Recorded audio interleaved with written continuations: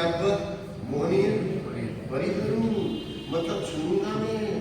परिहरु यानी कि छोड़ूंगा, त्याग करूंगा, ये मिथ्या मुझे नहीं चाहिए, ज्ञान मुझे नहीं चाहिए। ये सब मोहनीय कर्म का भेद है।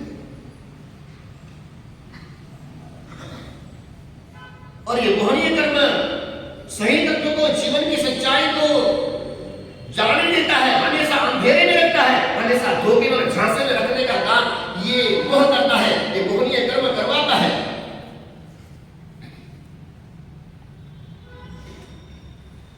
इसलिए जब एक मौका मिला, अवसर मिला, तुम जाने कि देव कौन है और गुरु कौन है और धर्म कौन है। ज्यादातर हमारी और आपके जीवन में अधिक गया कि तीनों की जरूरत पड़ती है। तीनों के बिना हमारा न दिन होगा न रात होगी, तीनों के बिना न तो हमारा कोई अनुष्ठान होगा, न तो हमारी क्रिया होगी, न कि हमारा धर्म होगा। रोज रोज रोज रोज तीनों की आवश्यकता पड़ेगी, जरूरत पड़ेगी।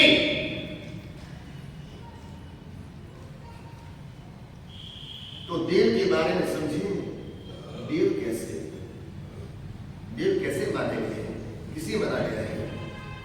कहा गया कि जो सामान्य आत्माओं से परे, अलग थलग, बिल्कुल भिन्न, अनूठे, बेजोड़, जिनकी जोड़ में मिल सके, जिसकी तुलना संसारी जीवन में जो कितने भी विशिष्ट व्यक्ति हो, श्रेष्ठ आत्मा हो, उनकी उस परम आत्मा चैतन्य प्रभु की आत्मा के साथ में तुलना न हो सके, जो कोई आत्मा उनकी बराबरी न कर सके, उसे कहते उत्तमोत्तम आत्मा। और उत्तमोत्तम आत्माओं में समावेश किसका है? तीर्थंकर परमात्मा के अलावा और किसी का समावेश हो नहीं सकता है। इस जीवन में आप संसार में देखते हैं तो कि कोई विशिष्ट शिशु जन्म लेता है, कोई अच्छा ही लेकर के कोई बालक या बालिका जन्म लेती है, तो उसे लक्षणों से मालूम पड़ता है, पता चलता है कि कोई विशिष्ट आत्मा है। गौर करकर पता चले, मालूम पड़े, पहले मालूम नहीं पड़ेगा, नहीं बाद में जो जब वो करके दिखाता है, वो भी दिखाकर मालूम पड़ता कि हाँ, ये शिशु जब था, छोटा था, बालक था, नन्हा सा था, उस समय उसके लक्षण इस तरह के दिखाई पड़ते थे और आज उसने करके दिखाया। एक कोई महान आत्मा संसार में जन्म लेती है, तब उसके लक्षणों से, उसके बचपन से मालूम पड़ता है कि उसके लक्षणों से, उसके चिन्हों से मालूम पड़ेगा कि ये कोई विशिष्ट आत्मा थी, अलग तरह की आत्मा थी और ये अलग ढंग से कुछ कर गई, कुछ अच्छा कर गई। ऐसा हमको लगता है, हम देखते हैं, हम अनुभूत करते हैं। इसलिए कहते हैं कि तीर्थंकर परमात्मा, जब सामान्य इंसान में ऐसी विशेषता होती है, सामान्य शिशु में ऐसी विशेषता होती है, तो फिर तीर्थंकर परमात्मा के विशिष्ट, परमात्मा में कैसी विशेषता? इस जीवन की नहीं, अब तो जन्मे, इस जीवन में जन्मे, वो तो विशेषता अलग प्रकार की है, लेकिन कहते हैं कि जन्मावर्त काल में जब वो आत्मा रहती है, जैसे देखिएगा भगवान महावीर बने 27वें भव में। कब बने? 27वें भव में, अंतिम भव में भगवान महावीर बने। लेकिन पहला भव नहीं साल, कितना समय लगा, कितना वक्त लगा, सदियां बीती, हजारों लाखों साल बीते और 27वें भव में जाकर के वो क्या बने? कि वो तीर्थंकर बने। लेकिन पहले भव से, नए साल के भव से उनके लक्षणों से मालूम पड़ता था, पता चलता।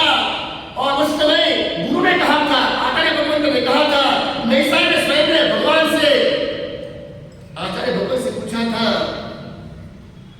कहा था कि मैं तुम्हें कुछ उपदेश देना चाहता हूँ, समझाना चाहता हूँ। और नए साल के जीव ने कहा था, क्या मुझ में ऐसी पात्रता लगती है? आप मुझे उपदेश दो, कुछ समझाओ, मुझे लायक समझा आपने, क्या मुझ में ऐसी पात्रता है? और तब आचार्य भगवंत ने स्वयं ने कहा था कि हे नहीं सर, तुमने सारे गुण नजर आते हैं, तुमने सारे लक्षण नजर आते हैं, और इसीलिए मैं तुम्हें ये उपदेश देना चाहता हूँ, कुछ समझाना चाहता हूँ, यानी लक्षण वहां से मालूम।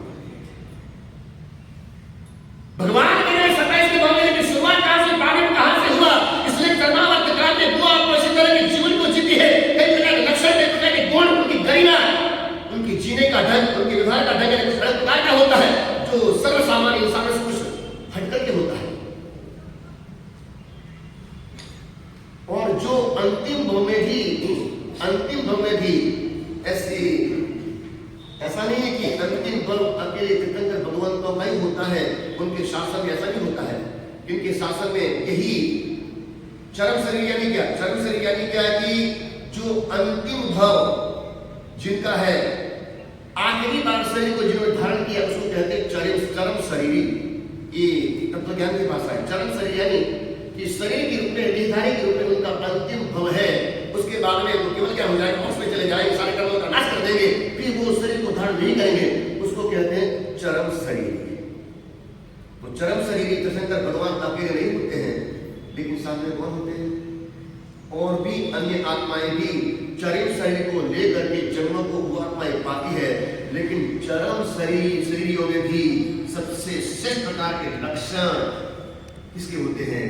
तो तीर्थंकर परमात्मा के होते हैं। इसलिए कहते हैं निराला उनका जीवन, अनुपम उनका जीवन, धन्यता वाला उनका जीवन, विशेषताओं से, खूबियों से भरा हुआ उनका जीवन होता है। चरम शरीर आत्माएं उनके साथ में सैकड़ों होती है, लेकिन जैसे आत्माएं अन्य है उससे कुछ अलग करके, हट करके कौन होते हैं?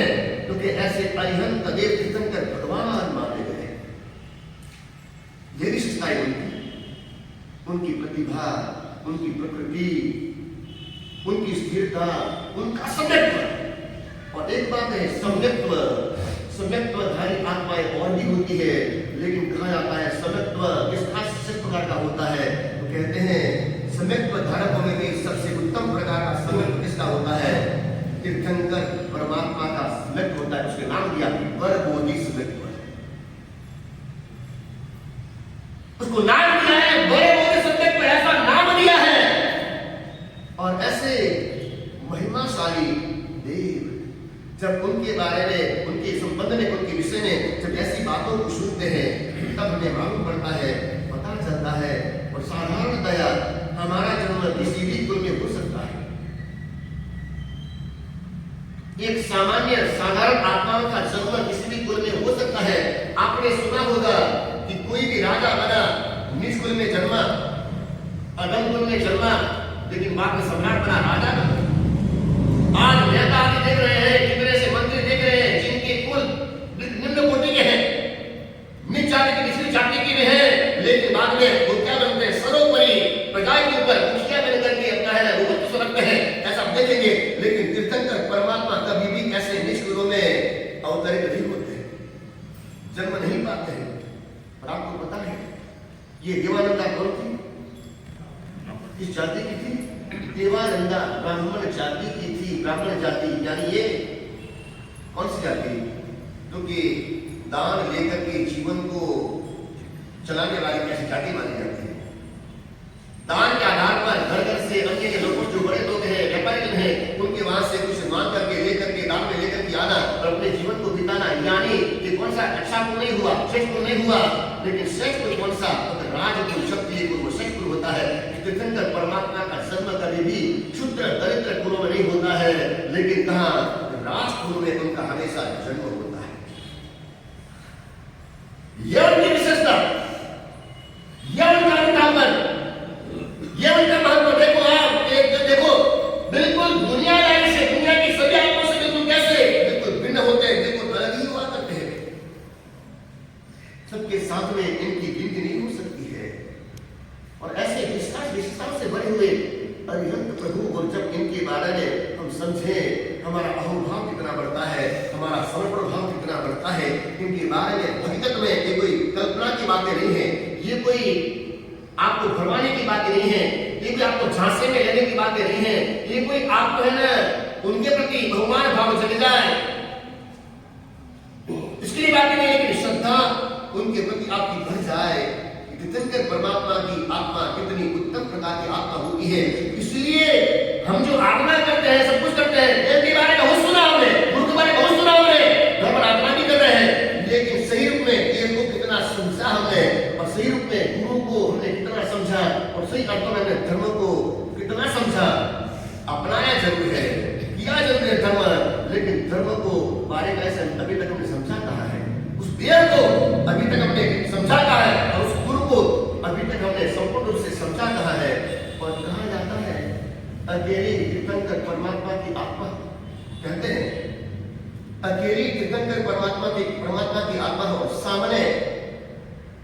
सामान्य 1000 से ज्यादा कई ऐसे केवली भगवंत हो।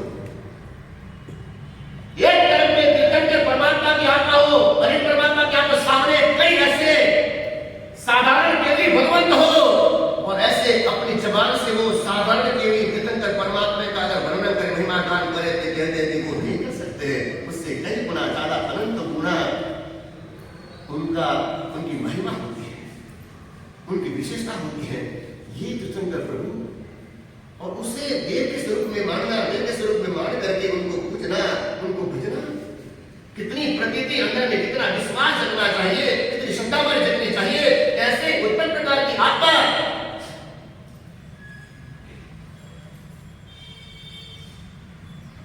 पुराने जन्मों से श्रेष्ठता लेकर के साथ में चलती है, और अंतिम भाव में और भी उनमें निखार आता है, उनमें और भी उनमें निखार आता है, तेजस्विता उनमें और बढ़ जाती है। अतिशय कितने होंगे? अतिशय 34 अतिशय, 34 तीर्थंकर परमात्मा के अतिशय। जन्म से 4 अतिशय, यानी जन्म से अतिशय यानी क्या? विशेषता, विशेषता जो सभी में न हो, उनमें हो, उसे कहते विशेषता। जो सब में साधारणतया देखने को न मिले लेकिन किसी एक दो में हो, उसे कहते विशेषता, उसे कहते अतिशय।